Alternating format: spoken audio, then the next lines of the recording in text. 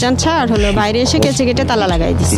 Mask টান দিয়ে খুলে শরীরে হাত দিতেছে, পিঠে হাত দিতে। তো বুঝেনি তো আপনারা, একটা বেটা মানুষের সাথে কি একটা মেয়ে পারে? ভালো ছেলে হলে আমাদের দেখে দৌড়ে পালাবে কেন? No, I certified that his character is good. কিন্তু তার ছেলে যে স্টুডেন্ট ছোট ছোট মেয়েদের গায়ে হাতায়, এটা তো বাবা খবর রাখে না, বাবা তার ছেলের কথাই বলবে।